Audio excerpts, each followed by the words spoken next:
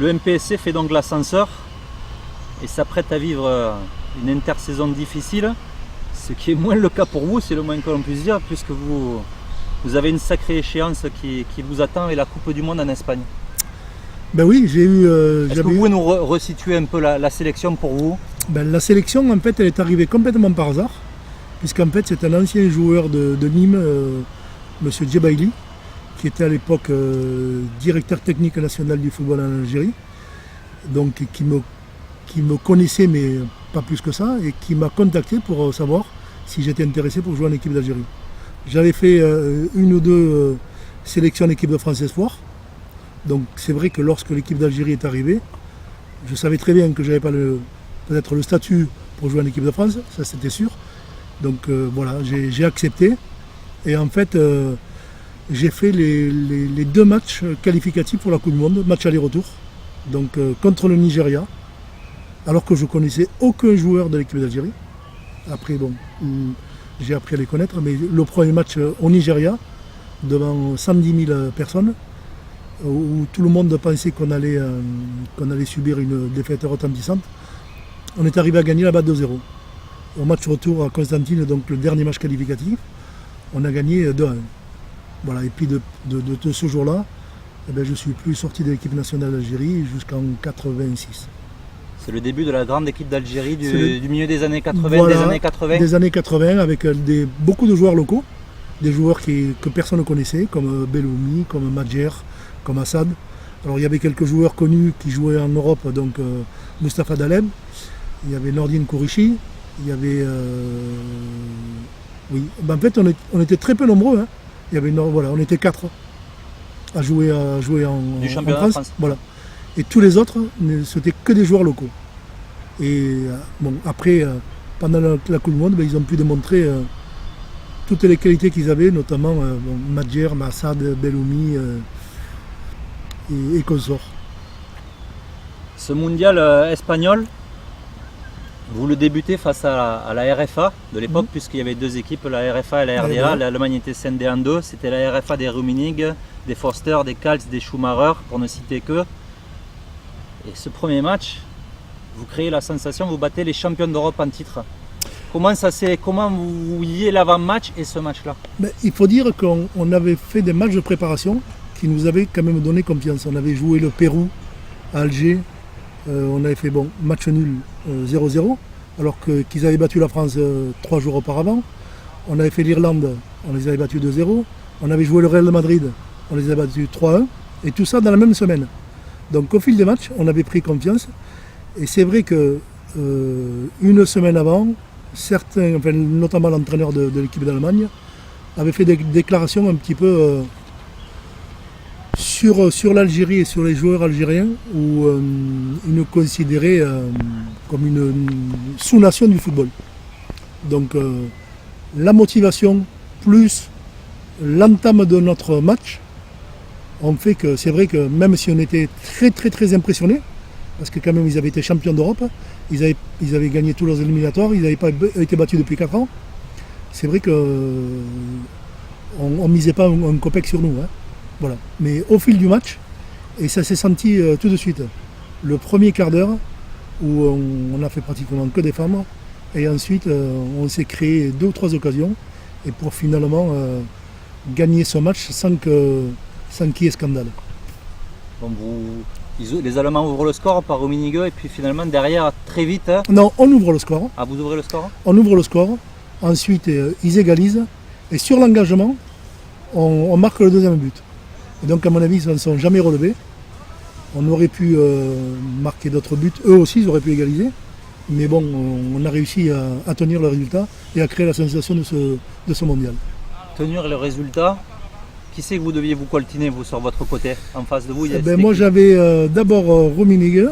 Il y avait, en attaque, il y avait Roubesch, il y avait Rummenigge et il y avait Lidzbarski. Donc, en fait, c'était soit Rummenigge, soit Lidzbarski que j'avais de mon côté. Parce qu'en plus, moi, je jouais arrière gauche en équipe d'Algérie, alors que mon poste de prédilection, c'était ou arrière droit ou milieu défensif. Voilà, donc c'était un peu plus compliqué pour moi. Donc on évoque Fawzi Mansouri un peu à Montpellier avec les supporters ou les anciens qui vous ont connu. Fauzi, c'était un tueur à gage, ça c'était un joueur à l'ancienne. Hein. Il fallait être un tueur à gage pour savoir maîtriser ces Rummenigge, Roubaix et compagnie. Pas un tueur à gage, c'était un football à l'époque, bon, c'était un football un peu plus physique que ce qu'on a aujourd'hui, même si bon, on laissait aussi passer, où les arbitres voyaient moins de choses, il n'y avait pas la télévision, il n'y avait pas tous les consultants. Donc c'est vrai que. Puis je sortais d'une formation aussi à Nîmes Olympique, où c'était un football d'engagement et un football total. Voilà, où on ne se laissait pas marcher dessus. Bon, vous créez la sensation contre l'Allemagne, la surprise de cette Coupe du Monde. Après, vous perdez contre l'Autriche. Hein, voilà, et vous terminez par une victoire contre le Chili. Oui. Avant le dernier match de la poule, Allemagne-Autriche, qui a fait couler tant d'encre. En fait, déjà contre l'Autriche, quand j'ai revu le match, on ne doit jamais le perdre. Bon, on le perd. Et contre le Chili, on est 3-0 à la mi-temps. Donc à mon avis, 3-0 à la mi-temps, on était qualifié si on était resté comme ça. Et on aurait pu marquer, on aurait dû arriver à la mi-temps 5-0. Bon, il se trouve qu'on termine 3-2. Mais nous, dans notre esprit, on ne parlait même pas de qualification au deuxième tour. Nous, on attendait de voir un petit peu le résultat. Mais on ne s'imaginait même pas qu'il puisse y avoir un arrangement entre ces deux équipes-là. Et le lendemain, quand on est allé au match, puisqu'on était au match, et qu'on a vu comment ça se passait. Ce match, c'était Allemagne-Autriche. Voilà. Et l'Allemagne avait besoin d'une victoire 1-0 pour pouvoir se qualifier. Et que l'Autriche se qualifie en même temps aussi. Et voilà, ça lui permettait de se qualifier aussi. Donc c'est vrai que lorsqu'ils ont marqué, il n'y a plus de match du tout. Et je me souviens de la réaction des spectateurs dans le stade, parce qu'il n'y avait pas que des Allemands et que des Autrichiens, où les gens agitaient tous un mouchoir blanc pour leur dire de sortir du terrain, que c'était honteux.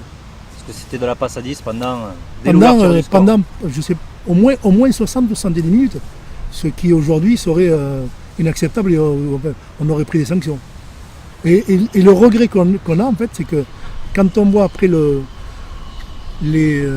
parcours de l'Allemagne, je pense que nous, on aurait dû, c'est nous qui aurions dû, peut-être pas en demi-finale, mais peut-être en quart de finale ou en huitième, rencontrer l'équipe de France.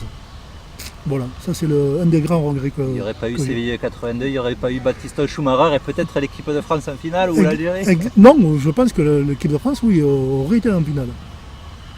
Ce match Allemagne-Autriche, ça a été désigné, c'est toujours aujourd'hui, le match de la honte. Et ça a eu une répercussion sur les règlements des grandes compétitions. Ben oui, à partir de ce jour-là, tous les matchs ont lieu le même jour et à la même heure. Le dernier match de le dernier match, voilà, pour qu'on évite cette situation.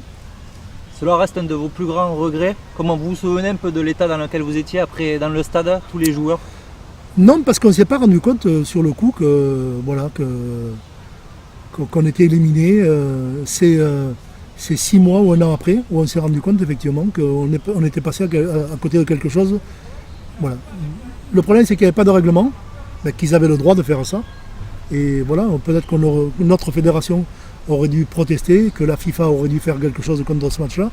Mais bon, c'est quand on évoque ces souvenirs-là qu'on se dit qu'on aurait pu passer au deuxième tour et peut-être réussir quelque chose de plus important. Comme nous le faisons ensemble aujourd'hui, à chaque période de Coupe du Monde, tous les 4 ans, on doit vous solliciter pour en parler. De ce match-là, et puis quand même des autres matchs. Hein. De la belle époque, de l'équipe d'Algérie, forcément. C'est vrai. Puisque bon, il y a eu ces matchs-là, mais il y a aussi tous les matchs de qualification qu'on a fait, tous les matchs amicaux. Et à cette époque-là, on n'a pas perdu beaucoup de matchs. Et il y avait une génération de joueurs, mais vraiment très talentueuse.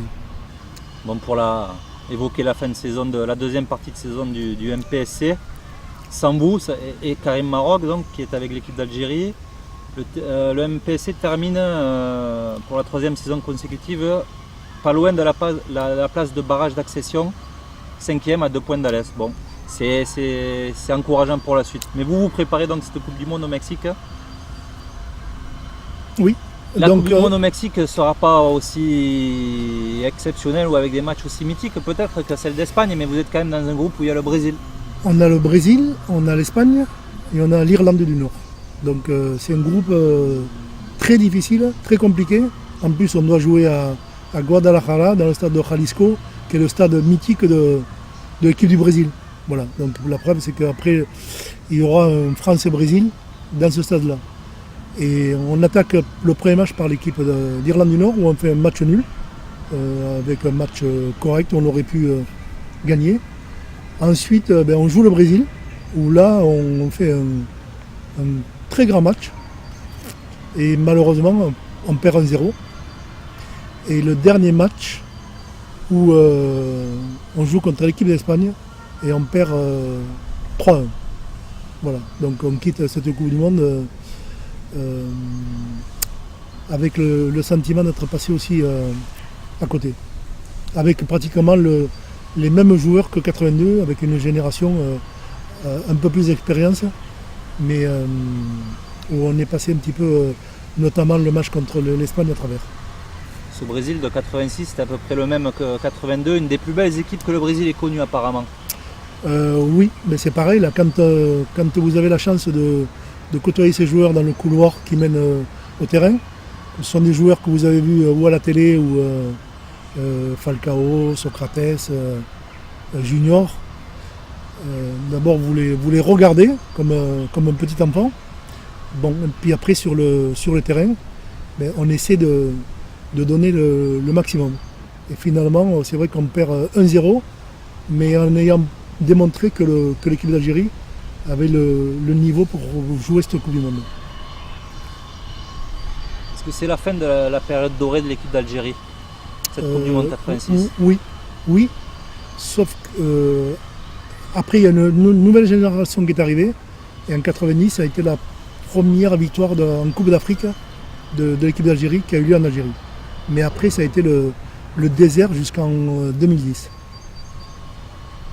Pour vous, cette Coupe du Monde au Mexique, ça signifie aussi de raccrocher les crampons? La fin de ma carrière, parce que j'avais beaucoup de problèmes physiques, notamment beaucoup de problèmes au tendon d'Achille. Donc j'ai préféré raccrocher plutôt que de subir encore des opérations à ce niveau-là. En plus, il n'y avait aucune certitude pour pouvoir jouer. Voilà, donc j'ai arrêté à l'âge, en 86, en rentrant du Mexique. Si vous deviez résumer votre carrière de joueur? J'ai été un joueur laborieux, de devoir. Voilà, j'ai toujours donné le meilleur de moi-même dans tous les clubs où je suis passé. Et j'ai toujours adhéré à tous les clubs où j'ai joué, que ce soit à Nîmes Olympique ou à Montpellier aujourd'hui.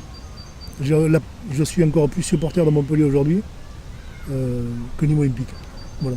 Est-ce que c'est la particularité de votre jeu, cet engagement dont vous parlez, qui est un peu dans le moule de la paillette, qui a plu à M. Nicolin et qui fait qu'aujourd'hui vous travaillez pour lui depuis plus de 20 ans? Je pense que même si vous n'avez pas fait partie des plus belles équipes de Montpellier, des plus belles années. Exactement, mais je pense que c'est peut-être le caractère que j'avais sur le terrain qui a fait que M. Nicolin m'a donné des responsabilités dans le groupe. Voilà, parce qu'on dit toujours que ce qu'on donne sur le terrain, on le retrouve un petit peu dans la vie professionnelle ou dans la vie courante. Et je pense que c'est ça. Voilà, l'honnêteté et le devoir. Quelle place gardera la paillette dans votre carrière?